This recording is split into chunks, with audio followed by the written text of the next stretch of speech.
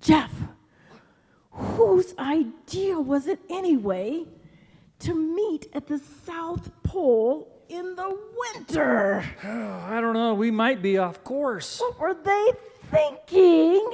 It's dark. Does somebody have a flashlight? It's a blackout. Hey. It looks like a...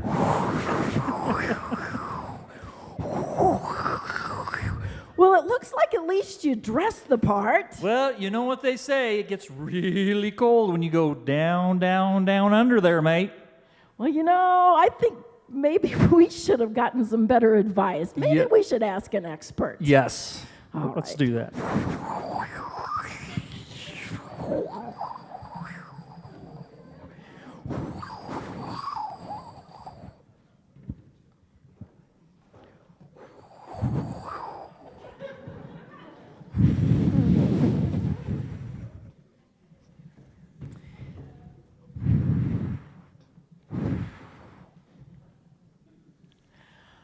Our guests tonight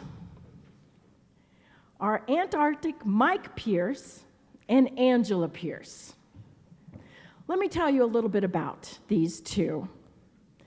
Antarctic Mike is a professional speaker, executive recruiter, an avid adventure athlete, and also a world record holder. He's also the husband of Angela Pierce, who is a wife, blogger, and someone who lives daily with a disability and has so for most of her life. Together they make an amazing team. Some of you may be wondering why we refer to him as Antarctic Mike. Well, let me tell you, Mike has completed marathons in some of the coldest climates in the world, including not one, but two down in Antarctica. This is a wonderfully crazy man. He's also run marathons in places like the Canadian Arctic and Siberia. And in addition to this, he's done endurance swimming and cycling. Adventure sports have changed Mike's life in many ways, including him teaching the importance of being mentally focused and conditioned to run in some of the most challenging and important marathons, including the marathon of his life, that of helping Angela manage her lifetime disability. Please help me in giving a warm Antarctic welcome to my dear friends, and now your friends as well, Antarctic Mike and Angela Pierce. Woo!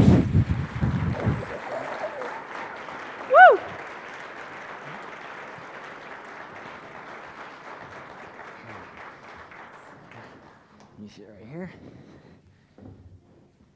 Wow. Whew.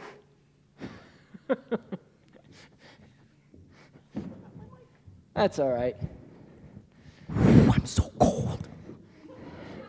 Brr. So, Mike, let's start with you. Sure. As I told these folks, I know ya, I love ya, but you are crazy. I know. Why don't you tell these wonderful folks here this evening, why in the world were you drawn to Antarctica? Of course, we know I have to thank your husband, Greg, for that. He's actually here tonight. He's heard me speak very few times since I went to Antarctica 5 years ago for the first of 2 trips. I've always been a big fan of the Antarctic. Ever since I was a little kid, I remember staring at the wall map of the world, and all the kids in the school were looking at Paris and London and all the glamour cities. My eyes kind of right down to the bottom, and I wondered, why would anybody go there? What would they learn? What would they bring back to civilization? And you can see the Antarctic map on the continent there. It's about the size of the United States and Mexico, and it contains about 2/3 of the fresh water on the entire planet. And it's a magical, magical place, about 20 million years old. But the reason I went really didn't have anything to do with cold weather. Ironically enough, if you look at the next photograph, this is the photograph up here that changed my life. This was a photograph on a business book. I speak to businesses and professional associations across the U.S. and Canada, and I teach business and sales principles. And when I read this story, it made this claim on this book cover that this great leader by the name of Shackleton, and if you look at the next photo, you can see Shackleton here, in 1914 led 28 people to do what nobody had ever thought of or dared to try, which was to cross the entire continent on foot. And instantly, I saw the metaphor and the application to the real world. This is what businesses are trying to do. This is what successful people, whether they be nonprofit organizations, small units under one rooftop, or an organization like FedEx with 300,000 employees. They're trying to go from one place to another, and along the way, they have all kinds of hazards and unknowns, and they have to prepare for it in a number of ways. So I instantly saw the connection to the real world. So the story with Greg, her husband, is really quite comical because I explained this to Greg. Now, I'd never met Greg before. I didn't even know what he looked like, and I called him on the phone because I got referred to him by somebody else, and this voice on the other end of the line, who was Greg, I couldn't picture the face, said, well, if you want to talk about Shackleton, you got to go. You got to go. And so I found this company running a marathon in the Antarctic, the first time it had ever been done. So after hanging up the phone with Greg, still not knowing what he looked like, I came home to Angela and I said, guess where I'm going? It costs how much? You're going where? Mike, you haven't run a marathon in 20 years. Why do you pick this place? The first person that ever follows Greg's advice, and he goes to Antarctica. I'm not sure. But, I mean, all the comedy and drama aside, the truth of the matter is it really was about this guy's character. I went to Antarctica to follow in his footsteps. It was my way of sort of participating to a small degree, in the same degree, the difficulty emotionally, physically, mentally, and all of that these guys did. I was trying to get a taste of what my heroes did 100 years ago. So if we look at the next picture, this is a photograph down in the Antarctic. That's me. And there were only 9 of us in this race. It was on an ice shelf 600 miles from the South Pole. Now, the real question that people ask, and yes, we all finished. I finished last. I really didn't care. It didn't really matter to me. I just wanted to finish. But the funny part of the story was, Mike, you live in San Diego. You don't live in Canada or Minnesota or Colorado. How are you going to train for this? Well, if you look at the next picture, you do what any normal San Diego athlete would do who was going to Antarctica. You'd pick up a Yellow Pages and look under the word freezer and start calling. And that's literally, I had no idea who I was calling. And I ended up in this place called Miramar Cold Storage. It's a frozen warehouse. And I would just go back and forth 59 feet at a time, back and forth and back and forth. We came and watched you. I know, I remember you and Greg. Come see this freezer. And I'm expecting some big, expansive room. No, Mike was running back and forth, back and forth, back and forth, this freezer. And it was just amazing.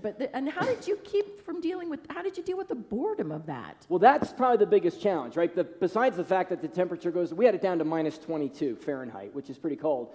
I mean, you can gear up, and if you keep moving, it's okay. But it's that monotony and that back and forth. It's kind of like running on a treadmill instead of running outside, right? It's a whole lot more mentally difficult to do that. And I learned something as a hockey player. I grew up in Philadelphia, and I played ice hockey, and my coach pulled me aside one day. I was a 10-year-old. And he said, Mike, let me teach you something that you'll learn not just here in playing hockey, but for the rest of your life. He said, you will play the game the way you practice. If you make the practice harder, the game goes easier. And he skated away. Now, I can see him, that was almost 40 years ago, and I can see him telling me that more vividly than I can see, people that I met yesterday, as I was out and about in Colorado, because it was such an impression. And I realized that difficulty is really relative. I mean, you really can change your whole paradigm on what difficult is and what it is not. And so I thought, this is the practice. If I can really withstand this when I get into the real environment, it'll be that much easier. But the real value of this didn't have anything to do with running and the novelty of the freezer. I mean, the news just ate this up. They loved it, and that's how I got sponsors. And that's great. But the real value was all that mental discipline and the application of that discipline and those disciplines learned to get into the real things in life that count. running my business, relationships I have, and especially in taking care of Angela. I mean, this is really a 22-year marathon that I've been running since the day, that we got married 22 years ago. And, I'm here to tell you that it really does take conditioning, I think, to be able to withstand difficulty. We can't just flip a switch. We can't just think positive thoughts. I mean, that's part of it. But I do believe part of the ability to not only start the marathon metaphorically, but more importantly, finish it, really comes down to how have we conditioned ourselves day in and day out. When nobody's looking, when you don't feel like doing what you're supposed to do, I mean, that's when the training has its most value. So there's a lot of things I learned about the real world that really, this was just the setting where these disciplines took place. And I'm just so glad I went, obviously to follow in the footsteps of Shackleton. I like to run, I like cold weather, but the application of that into the business world and then, into my marriage is far more important. And so you address businesses, healthcare, organizations, groups such as this, and leaders. And so, we're going to get to in a moment talking to those who are leading those and working with those with disabilities. But what would you say are one or two primary principles that you have really taken away from this? I mean, the endurance training that you've done and just the determination that it's taken for you to do this. We've watched your journey. We've been passive bystanders watching you. I know you started do this. I know. And it's like we really can't believe you're that crazy. Not only did he go once, then he goes back. It's like, once maybe, and it's like twice. That's on purpose. Yeah, right. You can't blame us for both of those. But in terms of leaders, when you're talking, what would you say would be maybe one of the core takeaways there? That's a good question. The first question I asked when I got back, when you run a marathon, you spend your money on the entry fee, and you really get three things. You get a medal, a T-shirt, and a beer, right? I mean, that's what you get for your $200 or what. Ironmans are like $500 now. And somebody looked at my medal, and they said, wow, that's great, you're in this marathon. And they looked at me, and they went, what was your time? And I kind of stared, and I'm like, I went halfway to the moon to do this. Do you really think I cared about the clock? And, the truth of the matter is, and I'm going to circle this back to being a leader because this is really critical, I realized that, I don't define my gold medal by a clock. Now, some runners do. Okay, we had some runners down there who wanted to win. Bar none, they didn't care if it took an hour, a day, a week, they just wanted to win. Then we had some runners that wanted to run a certain time. Okay, that's great. We had a lot of different motives. Then we had me who didn't care about the time. I mean, my motto was I threw the clock in the garbage 20 years ago and I've never been happier. And it's true, I don't care about time. But my point is that what I learned as far as being a leader goes, if you think about it, you have 3 employees all doing the same job. And we're all trying to get to the same goal, right? Whether you're a salesperson, an operations person, healthcare, whatever. We're trying to get to our 26-mile mark or our 100-kilometer mark, whatever our race is metaphorically. But the motive for each of these people in pushing themselves to get to that goal is different, right? In the case of runners, you got somebody that just, wanted to walk in the footsteps of his heroes. You got somebody who's measuring it by time, and you got somebody else who wants to win the whole race. If you, as a leader with your people, if you don't know how your people define their gold medal, and you don't manage their activity and all of the things around you're leading them to their definition of the gold medal, not the company's definition or the definition you think they should have, but to one they really have, you're totally misleading them. Let's take a switch here for just a moment because this was such an incredible journey and such an incredible marathon. But really, the real marathon in your life has been going on now for 22 years now. And so, yeah, congratulations on that. To the same person. Right. We didn't switch runners part of the way through. This was, what do you call that, where you pass the baton, right? No, it wasn't a relay race. No, it wasn't a relay race. So let's switch to you for a minute, Angela, and take us back, because I know your story, and it is such an incredible one, but let's go back to what happened 1985. Take us there. How would you describe that? The event that really changed your life. Well, I was climbing with some friends, and a friend offered a harness that he was prototyping, and I was 18, and I thought, hey, it'd be fun to try it. And it turned out it was faulty, and I fell 125 feet off a cliff.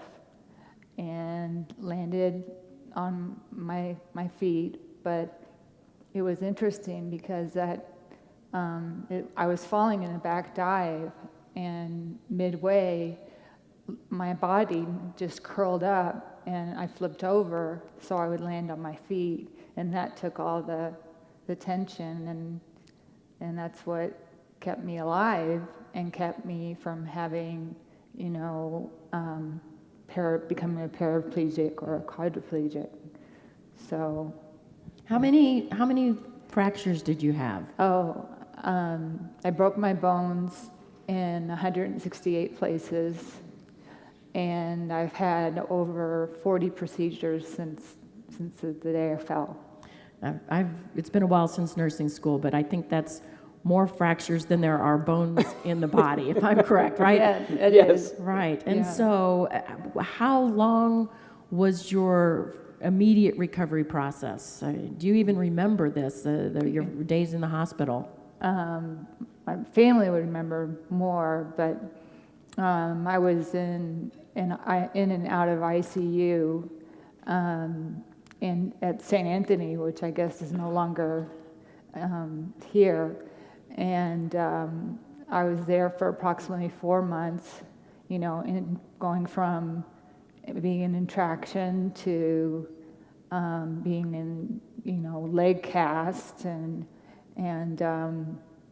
a miracle kind of happened because they had a helper come and work with my shoulder, and my arm and my shoulder were broken, and they had it in a sling, and she hugged me because she saw I was in pain, and miraculously she set my arm and my shoulder, so I didn't have a big long scar here and here. Oh, thanks for the hug. It was A healing hug. It was a healing hug, I guess. Literally. Yeah. So and so the recovery process was very long, and as I recall, you and Mike met actually after your fall. Yes. Is that correct? And Yes. And so he's been part of this journey, but because of the fractures and the trauma to your body, Yes. there's been lifelong ramifications. What have some of those been? Well, it seemed like for a while I was doing really well, and I went back to college, learned how to read and write again, and met Mike, but about 8 years after I fell, I started having really severe nightmares, and things just started getting scary. Going outside started to feel really scary, and I didn't understand it. So I went to a therapist, and I just found out I had post-traumatic stress disorder from the accident. And I struggled with that and I still work with that. And then in 2009, they found out that, it was kind of a funny story. I called my doctor because I hadn't been able to go to the bathroom. So she said, well, go to the hospital and they'll deal with you. And it was, I'm thinking this is constipation, right? Big deal. And 2 hours later, and no one was in the ER. I mean, we were just like, what's going on? We thought we'd be out of there in an hour. I know, we were like, hey. Welcome to healthcare. Especially the ER, yeah. The ER. And then that's when I found out I had kidney failure. And I already knew from my rock climbing accident through blood transfusions I had hepatitis C from the tainted blood, but I didn't understand it because wasn't setting in. But the kidney failure, I mean, it was just so sudden. It was like I went in thinking I'm, gonna get whatever you do with constipation, and then I'm being told, your creatinine is at 8.2 and you have severe kidney failure and we have to hook you up and you have to start dialysis.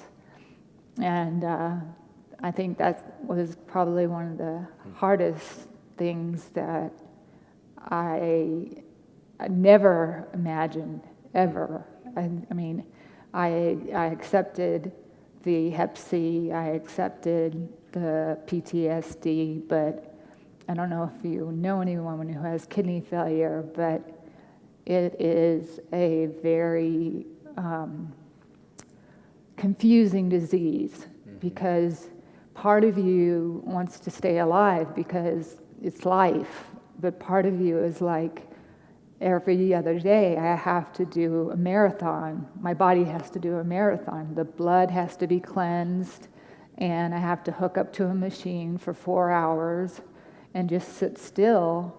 And the only funny thing that came out of it was I got hooked on Turner Classic Movies because all I could do was watch TV or read a book, and after a while, reading gets pretty boring. And I mean, I'm like one of the most faithful fans. I mean, I still haven't seen my most favorite movie with Cornel Wilde, but I know all the actors. And Mike goes, "Who's that?" Oh, that's she knows all of them.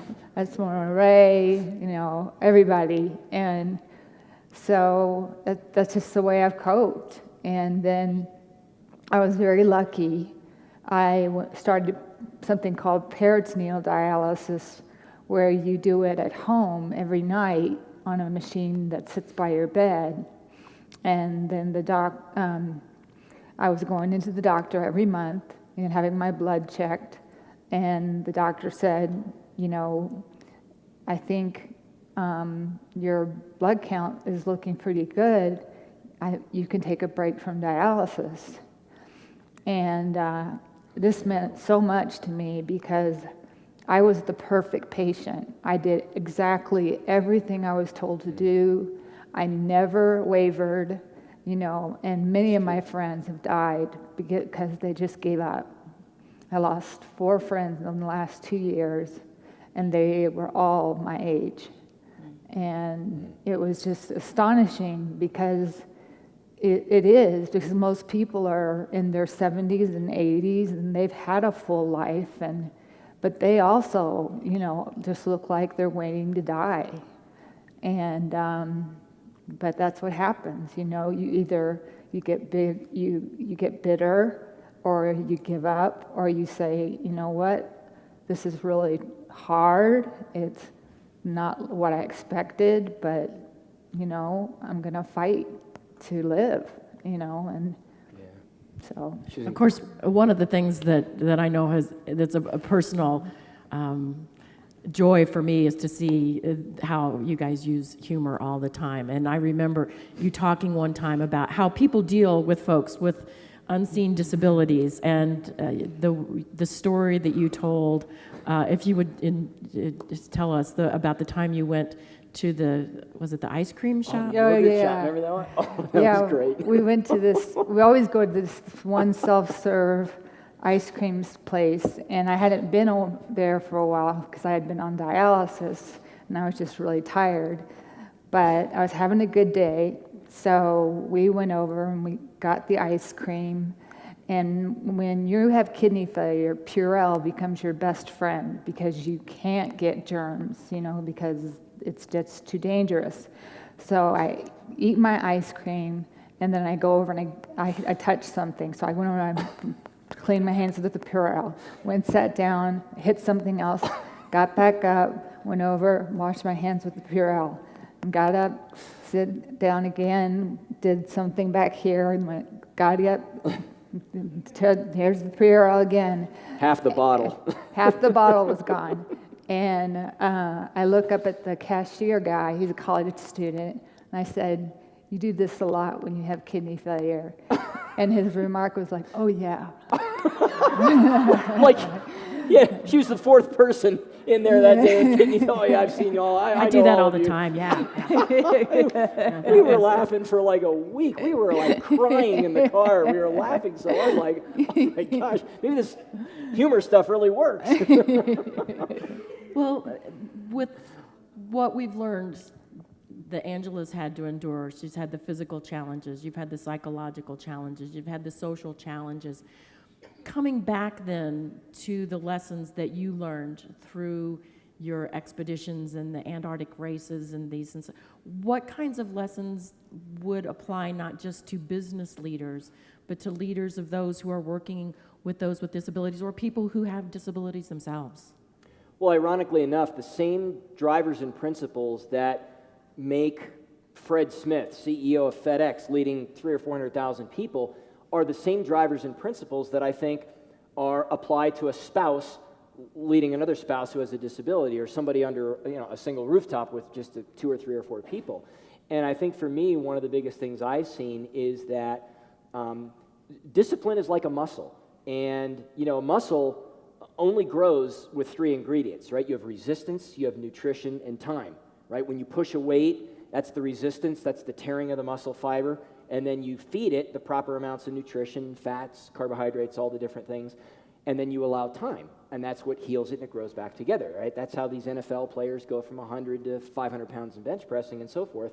And it's the exact same way as these muscles in our mind that I think it really takes to be disciplined and be strong when it comes to, hey, we're really missing out on some things in life that we can't do. That's a form of resistance. Hey, we can't do what we want to do. Whether it impacts our relationship in one way or another. I mean, all these invisible issues impact our relationship 7 days a week in some way, shape, or form. And some days, she's just not able to do much. So I think that the real takeaway for people here and people who might hear this who, struggle with, either being the person with the disability or being the person who's responsible to help the person with the disability, you really have to look at the resistance out there as something that you can use to your advantage. I think the challenge is to see it in ways that, okay, well, we can't do this, but here's what we can do. I mean, Angela and I years ago took up sailing. We weren't raised around water, but the reason we did was because it was an activity that we could do. We can't go bike riding, we can't run, we can't do these things, but this is what we can do. And I think that's just an example of how you build that muscle strength in your mind. But you have to really, you really have to work at it like an athlete, whether you're an athlete or not. I remember you telling me the stories about Shackleton and his what would you call it, crew. Yeah. And the part of what they were having to deal with, these long periods of time, for instance, when they were having to wait for months and months and months before they could continue on the next part of their expedition, and things that he wanted to do to keep them challenged, and how he worked with them to keep them all, regardless of what their title was, that he had them working together and playing together and doing those kinds of things together. Can you tell us a little bit more about that? Because Shackleton, I mean, he was such an amazing man.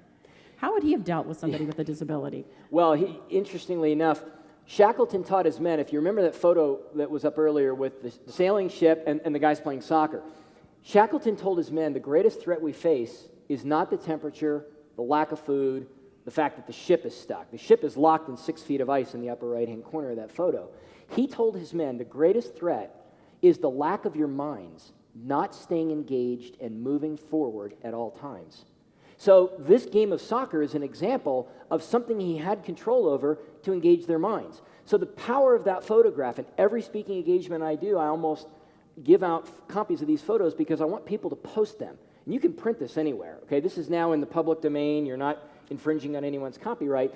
But the power of that photograph is the ship in the upper right corner represents an example of something as good as you are, as hard as you try, it's a factor beyond your control. It's not coming out. And the soccer game represents a factor that's 100% within your control. And he taught his men to separate those factors. And this is what I preach all the time to people in business organizations is you have to manage people's activity to make sure they're only putting their time and their efforts into things they actually can move the needle on and letting the other things go. Angela and I talk about this in our relationship. What are things that we can control? What are things that we can't control? Let's really be disciplined and focused on the things that we can control, i.e. the soccer game, and let's let the ships that are stuck in the ice, so to speak, let's just let them be stuck.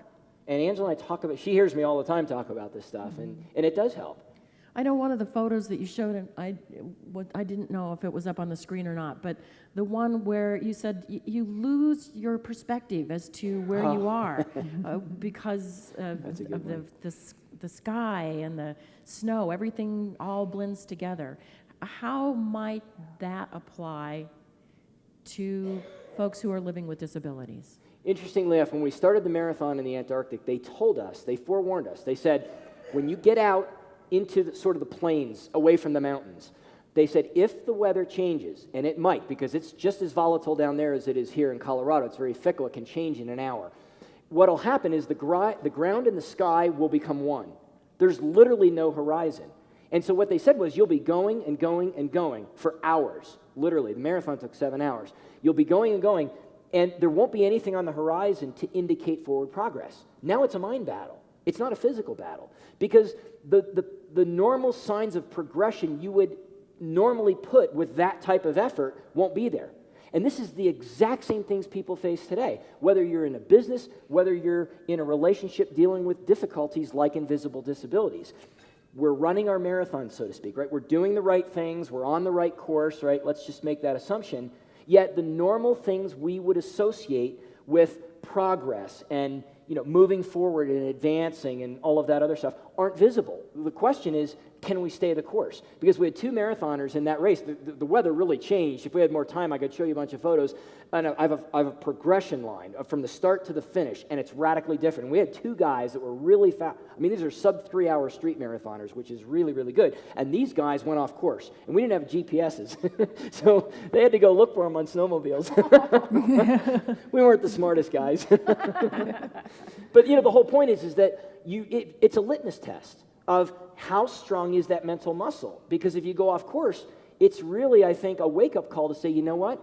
We got to go back to really strengthening ourselves. And part of that strengthening and that conditioning comes from separating what we can and can't control. That's one example, one exercise, let's just call it metaphorically, of how you really build those muscles in the mind.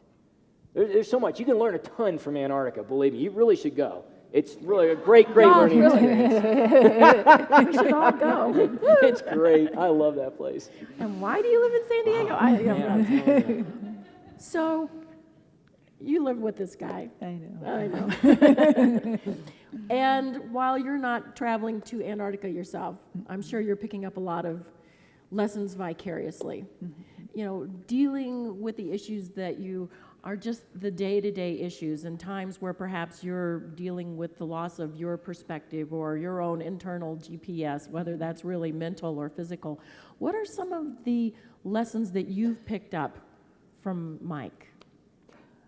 That's a good question. I think the biggest thing I've picked up is you gotta keep your focus on the big picture. You can't like go down to here.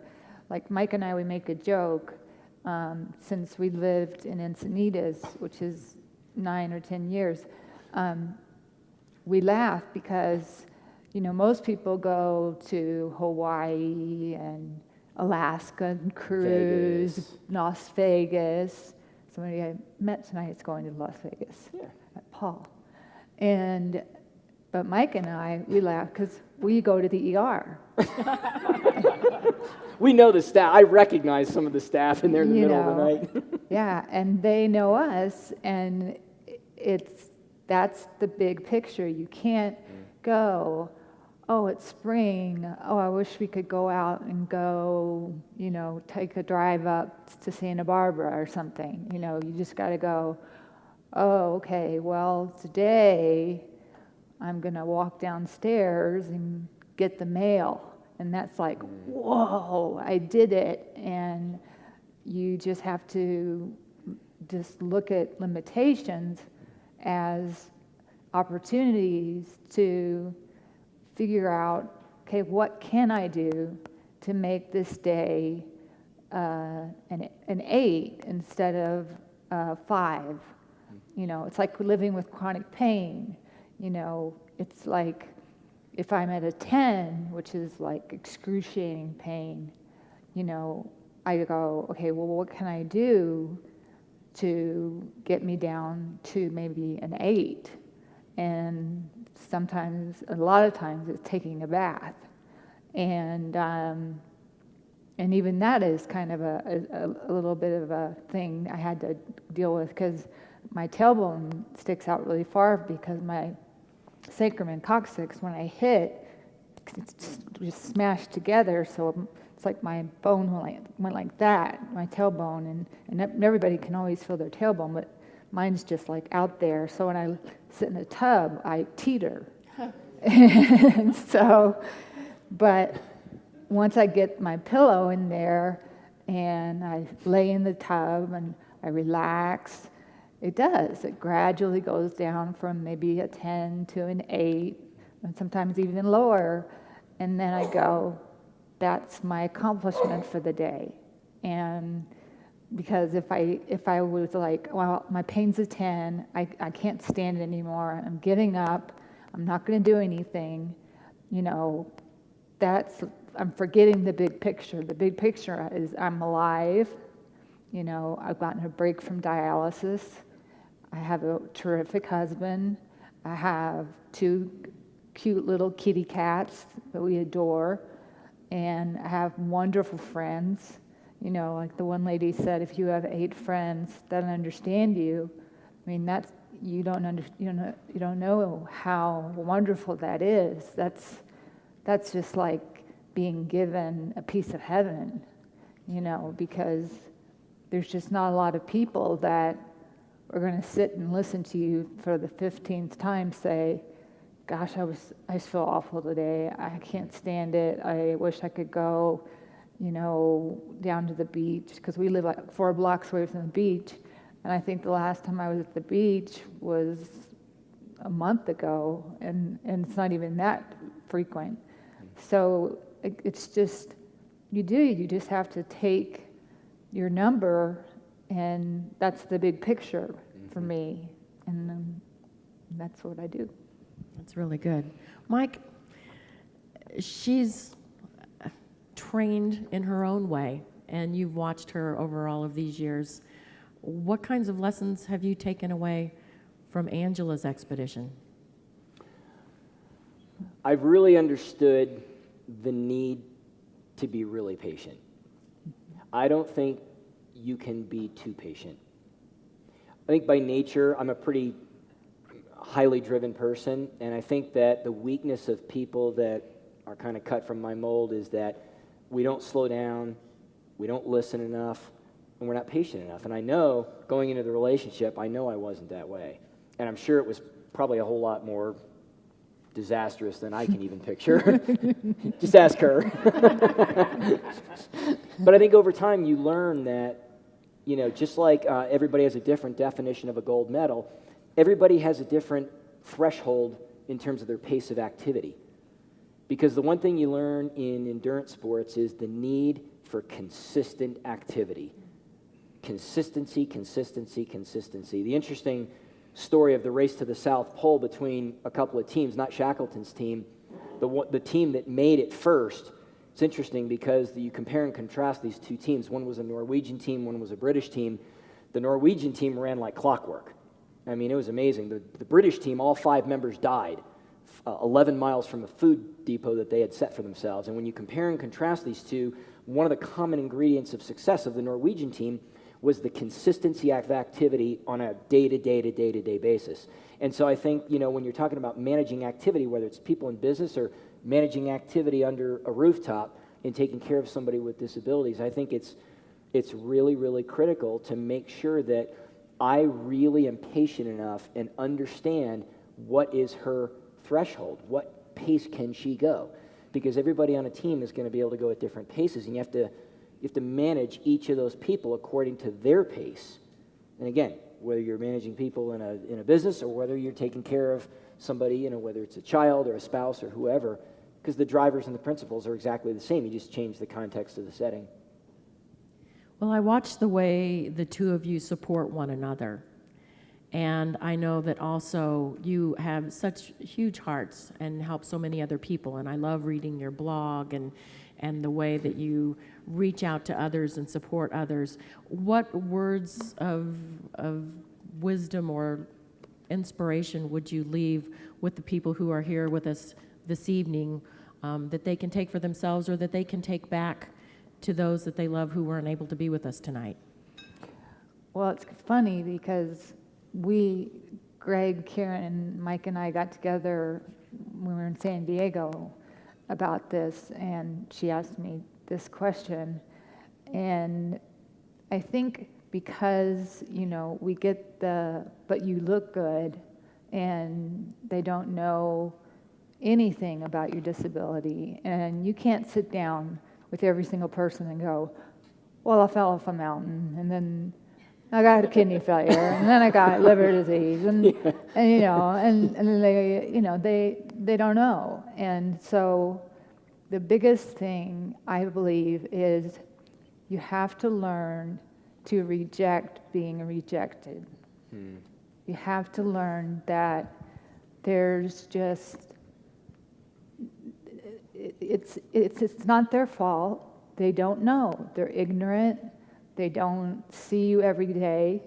It took my family a very long time to get to the point where they really grasped how difficult each day is, just to make breakfast, And I just think when you have a disability and people do question you when you park in a handicapped parking space, and they're like looking you up and down and going sideways, and you're going, I don't see your crutches. Even with a cane, they just Right. she's faking it, what's wrong with that? But when you can learn that, just reject it. Just reject the rejection and stand on your own 2 feet or 1 foot or no feet. Get, if you're in a wheelchair, or you're missing a limb, or you're, like I said, have PTSD or any kind of other MS, chemical sensitivities, cancer even can sometimes be invisible for a long time,